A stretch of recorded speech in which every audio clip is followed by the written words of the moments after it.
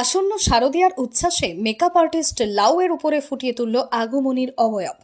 লাউয়ের উপর আগমনীর অবয়ব ফুটিয়ে তুলল শান্তিপুরের যুবক। মায়ের আগমনী উপলক্ষে অনেকেই অনেক কিছু করে থাকেন। নৃত্যশিল্পীরা নৃত্যের মাধ্যমে, গায়িকারা গানের মাধ্যমে আগমনীর বার্তা দিয়ে থাকে। ঠিক তেমনই এক অভিনব নিদর্শন পাওয়া গেল নদিয়া জেলার শান্তিপুর এলাকার একজন মেকআপ আর্টিস্ট বাপ্পা দেবনাথের থেকে। একটি লাউয়ের উপরে মায়ের মুখের অবয়ব এঁকেছে সে।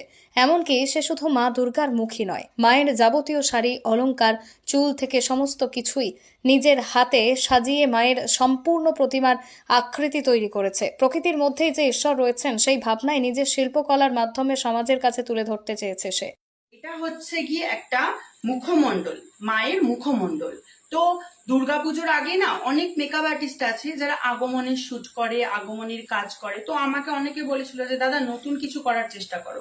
তো সেই ভিত্তিতেই আমার একটা মাথায় আইডিয়া আসলো, আমাদের যে বাজারে সবজি পাওয়া যায় যে লাউ, তো লাউয়ের ওপরে আমি একটা কাজ করেছি যে মায়ের মুখমণ্ডলটা সেটা আমি তুলে ধরার চেষ্টা করেছি। মেকআপ আর্টিস্ট বাপ্পা দেবনাথ খুবই দরিদ্র পরিবারের।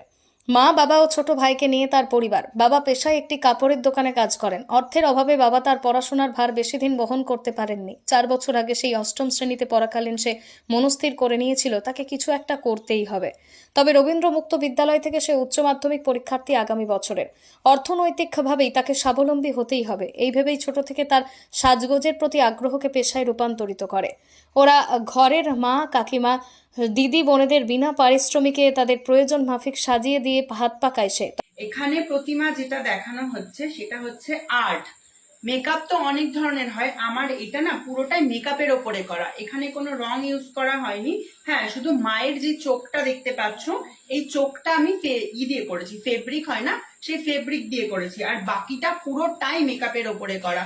এমনকি হেয়ারটা কিনে আনা, এই যে ডাকের সাজ, শাড়ি, এভরিথিং আমাকে নতুন করে সমস্ত কিছু। আমি কাজটা শুরু করেছিলাম দুপুর 12টা থেকে, শেষ করেছি সন্ধ্যে 6টার সময়। তবে আর্থিক অভাবের কারণে মেকআপের কোনো প্রফেশনাল কোর্স করতে পারেনি সে। শুধুমাত্র নিজের অদম্য ইচ্ছাশক্তি এবং চেষ্টায় শান্তিপুরের বাপ্পা এখন নদিয়া চেনা পরিচিত একজন মেকআপ আর্টিস্ট হয়ে উঠেছে। কম বেশি সকলেই তাকে এক নামে চেনে। বিভিন্ন বিয়ে বাড়ি থেকে শুরু করে বিভিন্ন অনুষ্ঠান বাড়িতে তার কাছে মেকআপের জন্য রীতিমতো লাইন পড়ে যায়। বিয়ে কিংবা উৎসব পার বলেই তার কাছে মেকআপের জন্য বুকিং করতে হয় বেশ কয়েকদিন আগে থেকে। তবে বছরের এই সময় কাজের চাপ কম থাকার কারণেই তার এই প্রচেষ্টা বলে জানায় সে। তবে কিছু একটা আগামীর এক্সপেরিমেন্টেরও রয়েছে এই কাজের মধ্য দিয়ে। তার এই নতুনত্ব প্রচেষ্টা ইতিমধ্যে সকলের দৃষ্টি কেড়েছে। বাপ্পা জানায় সে এই মেকআপটি লাউয়ের উপর করেছে। তবে এই লাউ নষ্ট যাওয়ার পর সে একই ধরনের মেকআপের মাধ্যমে দেবী দুর্গার অবয়ব ফুটিয়ে তুলবে বিভিন্ন ধরনের ফল ও সবজির মধ্যে। ভবিষ্যতেও এই ধরনের অভিনবত্ব কাজ সে নিজের শিল্পকলার মাধ্যমে তুলে ধরতে চায় সমাজের বুকে বলেই জানায় শান্তিপুরের বর্তমানে জনপ্রিয় মেকআপ আর্টিস্ট বাপ্পা দেবনাথ।